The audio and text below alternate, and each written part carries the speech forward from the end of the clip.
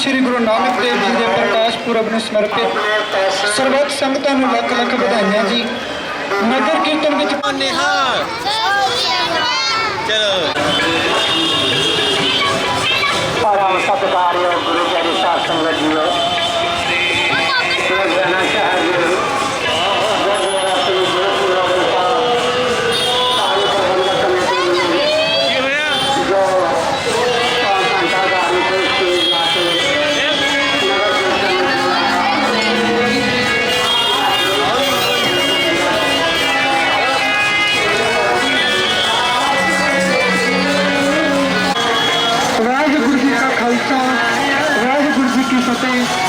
गुरुद्वारा दुख निवारण साहब की प्रबंधक कमेटी वालों गुरु नानक साहब जी के प्रकाश पुरब में मुख रखते हैं विशेष दीवान अमृत वेले तो लैके देर रात तक दीवान सजाए जाएंगे, जिस विच पंच प्रसिद्ध रागी बसे प्रचारक संगतां नूं गुरु ग्रंथ राही दे नाल करेंगे।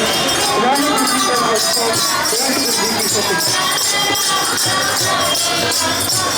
वाहिगुरू जी का खालसा, वाहिगुरू जी की फतेह। धन धन गुरु नानक देव महाराज सतगुरु नानक प्रगटिया मिट्टी धुंध जग चानण होवा, जो कर सूरज निकलिया तारे छपे अंधेर पलोवा। सिद्ध बोलन शुभ वचन धन नानक तेरी वड्डी कमाई, जाहर पीर जगत गुरु बाबा धन गुरु नानक साहब जी दे प्रकाश पुरब दीआं खुशियां नूं मुख रखदिआं होइआं अज गुरुद्वारा कलगीधर सिंह सभा वल्लों नगर कीर्तन आरंभ होया। गुरुद्वारा दुख निवारण साहब समुची प्रबंधक कमेटी मुख सेवादार सरदार प्रतपाल सिंह जी उन्हां वल्लों नगर कीर्तन नूं जी आयां नूं कहा जा रहा है और एक संदेश कौम दे दुनिया भर दे विच हर एक प्राणी नूं दिता जा रहा है कि आपस दे विच प्रेम प्यार भावना बना के असी सारे ही गुरु नानक साहब जी के सिद्धांतां ते पहरा दईए। आउण वाले समय च गुरु नानक साहब के पुरब दे विच गुरुद्वारा दुख निवारण साहब भी विशाल रूप दे विच दीवान सजाए जा रहे हैं, जिहदे विच गुरबाणी कीर्तन और गुरमत प्रचार दे राही सिख संगतां नूं गुरु नानक साहब जी के सिद्धांतां दे नाल जोड़िया जाएगा। अज इत्थे नगर कीर्तन दे रूप विच संगतां नूं जी आयां नूं कहण वास्ते सारे एकत्र होए हैं। वाहिगुरू जी का खालसा, वाहिगुरू जी की फतेह।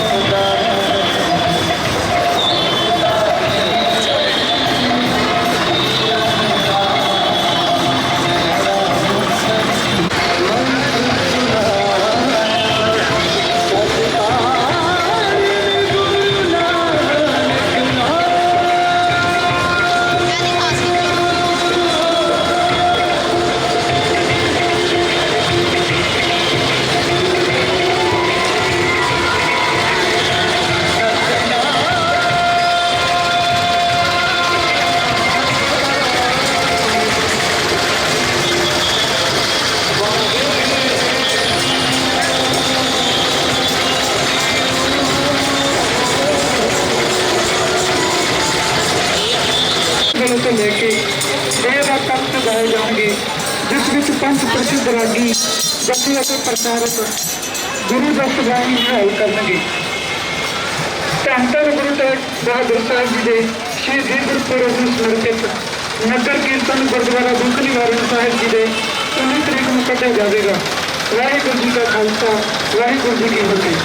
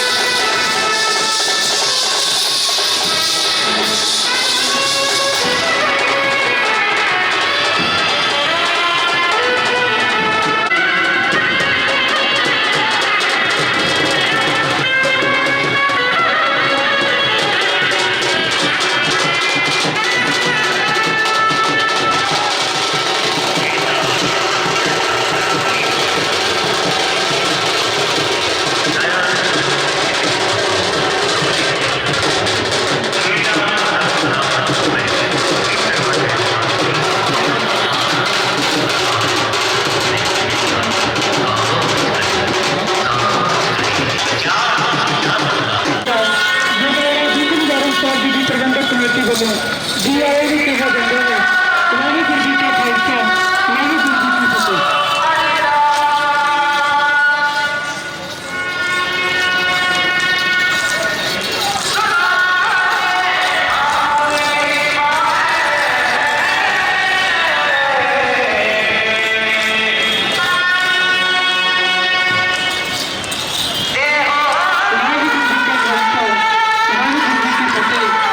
ਗੁਰਦੁਆਰਾ ਦੁੱਖ ਨਿਵਾਰਨ ਸਾਹਿਬ ਦੀ ਪ੍ਰਬੰਧਕ ਕਮੇਟੀ ਵੱਲੋਂ ਗੁਰੂ ਨਾਨਕ ਸਾਹਿਬ ਜੀ ਦੇ ਪ੍ਰਕਾਸ਼ ਪੁਰਬ ਨੂੰ ਮੁੱਖ ਰੱਖਦਿਆਂ ਵਿਸ਼ੇਸ਼ ਦੀਵਾਨ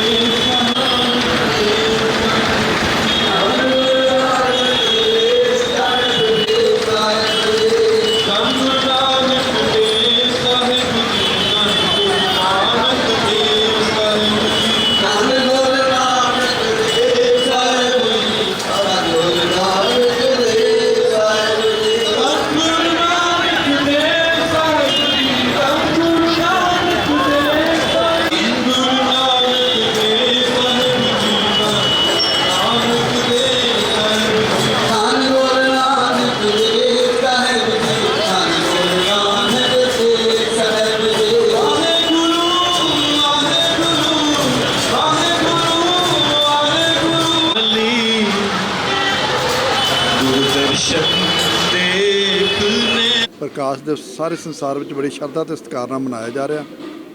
ਹਰ ਸਾਲ ਦੀ ਤਰ੍ਹਾਂ ਗੁਰਦੁਆਰਾ ਸਿੰਘ ਸਭਾ ਕਲਗੀਧਰ ਜੋ ਕੇਂਦਰੀ ਸਥਾਨ ਆ ਲੁਧਿਆਣੇ ਸ਼ਹਿਰ ਦਾ, ਇੱਥੋਂ ਨਗਰ ਕੀਰਤਨ ਹੁਣ ਆਰੰਭ ਹੋਣ ਲੱਗਿਆ। ਸੰਗਤਾਂ 'ਚ ਬੜਾ ਉਤਸ਼ਾਹ ਆ, ਬੜਾ ਪਿਆਰ ਆ, ਬੜੀ ਖੁਸ਼ੀ ਵਾਲੀ ਗੱਲ ਆ। ਗੁਰੂ ਨਾਨਕ ਦੇਵ ਜੀ ਮਹਾਰਾਜ ਜੋ ਸਿੱਖਾਂ ਦੇ ਪਹਿਲੇ ਗੁਰੂ ਨੇ, ਜਿਨ੍ਹਾਂ ਨੇ ਸਿੱਖ ਪੰਥ ਦੀ ਸਾਜਨਾ ਕੀਤੀ, ਸਿਰਜਣਾ ਕੀਤੀ, ਉਹਨਾਂ ਨੇ ਜੋ ਸਮਾਜ ਨੂੰ, ਸੰਸਾਰ ਨੂੰ, ਮਨੁੱਖਤਾ ਨੂੰ ਗਿਆਨ ਬਖਸ਼ਿਆ ਬਾਣੀ ਦੇ ਰੂਪ ਦੇ ਵਿੱਚ, ਸ਼ਬਦ ਗੁਰੂ ਦੇ ਰੂਪ ਦੇ ਵਿੱਚ, ਉਹ ਸੰਸਾਰ ਵਿੱਚ ਇੱਕ ਅਦੁੱਤੀ ਮਿਸਾਲ ਆ ਤੇ ਅਦੁੱਤੀ ਕੰਟਰੀਬਿਊਸ਼ਨ ਆ, ਦੇਣ। ਅਸੀਂ ਸੰਸਾਰੀ ਹਜੇ ਤੱਕ ਉਹਦਾ ਤੋਂ ਲਾਭ ਨਹੀਂ ਲੈ ਸਕੇ, ਹਜੇ ਅਸੀਂ ਫਾਇਦਾ ਨਹੀਂ ਲੈ ਸਕੇ। ਅਸੀਂ ਗੱਲਾਂ ਬਹੁਤ ਕਰਦੇ ਹਾਂ, ਪਰ ਗੁਰੂ ਸਾਹਿਬ ਦੀ ਬਾਣੀ ਨੂੰ ਸੁਣਦੇ ਵੀ ਹਾਂ, ਨਮਸਕਾਰਾਂ ਵੀ ਕਰਦੇ ਹਾਂ, ਪਰ ਉਹਦੇ 'ਤੇ ਪਹਿਰਾ ਨਹੀਂ ਦਿੰਦੇ, ਮੰਨਦੇ ਨਹੀਂ। ਸਾਨੂੰ ਇਸ ਚੀਜ਼ ਦਾ ਲਾਭ ਲੈਣਾ ਚਾਹੀਦਾ। ਸਾਡੇ ਲਈ ਬੜਾ ਅਨਮੋਲ ਮੌਕਾ ਮਨੁੱਖਾ ਜਨਮ ਸਾਨੂੰ ਮਿਲਿਆ, 84 ਲੱਖ ਜੂਨਾਂ ਤੋਂ ਬਾਅਦ ਮਿਲਿਆ। ਇਹਦਾ ਉਧਾਰ ਕਰਨ ਵਾਸਤੇ, ਇਹਦਾ ਭਲਾ ਕਰਨ ਵਾਸਤੇ, 84 ਚੋਂ ਨਿਕਲਣ ਵਾਸਤੇ ਗੁਰਬਾਣੀ ਦੇ ਨਾਲ ਜੁੜਨਾ ਚਾਹੀਦਾ, ਗੁਰੂਆਂ ਦੇ ਦੱਸੇ ਹੋਏ ਮਾਰਗ 'ਤੇ ਚੱਲਣਾ ਚਾਹੀਦਾ, ਮਨੁੱਖਤਾ ਦੀ ਸੇਵਾ ਕਰਨੀ ਚਾਹੀਦੀ ਹੈ, ਕਿਰਤ ਕਰਨੀ ਚਾਹੀਦੀ ਹੈ, ਨਾਮ ਜਪਣਾ ਚਾਹੀਦਾ, ਵੰਡ ਕੇ ਛਕਣਾ ਚਾਹੀਦਾ। ਇਹੀ ਗੁਰੂ ਸਾਹਿਬ ਦਾ ਉਪਦੇਸ਼ ਆ, ਇਹਦੇ 'ਤੇ ਧਾਰ ਨਹੀਂ ਹੋਣਾ ਚਾਹੀਦਾ। ਮੈਂ ਸਮੁੱਚੀਆਂ ਸੰਸਾਰ ਵਿੱਚ ਵੱਸਦੀਆਂ ਸੰਗਤਾਂ ਨੂੰ ਤੇ ਨਾਮ ਮੰਨਣ ਵਾਲਿਆਂ ਨੂੰ ਵੀ, ਜਿਹੜੇ ਮੰਨਦੇ ਨਹੀਂ ਗੁਰੂ ਸਾਹਿਬ ਦੀ ਗੱਲ, ਚਲੋ ਨਹੀਂ ਵੀ, ਜਿਹੜੇ ਉਹ ਲੋਕਾਂ ਨੂੰ ਵੀ, ਗੈਰ ਧਰਮ ਦੇ ਲੋਕਾਂ ਨੂੰ ਵੀ ਬੇਨਤੀ ਕਰਦਾ ਵੀ ਆਪਾਂ ਸਾਰੇ ਗੁਰੂ ਸਾਹਿਬ ਦੀ ਉਸ ਗੱਲ ਨੂੰ ਕਿਰਤ ਕਰੋ, ਨਾਮ ਜਪੋ, ਵੰਡ ਛਕੋ, ਮੰਨ ਕੇ ਆਪਣੇ ਜੀਵਨ ਨੂੰ ਸਫਲ ਕਰੀਏ। ਇਹ ਬੇਨਤੀ ਕਰਦਾ ਹੈ ਮੈਂ ਸਮੁੱਚੇ ਮਨੁੱਖਤਾ ਨੂੰ ਗੁਰੂ ਸਾਹਿਬ ਦੇ ਪ੍ਰਕਾਸ਼ ਦਿਵਸ ਦੀ ਲੱਖ ਲੱਖ ਵਧਾਈ ਦਿੰਦਾ।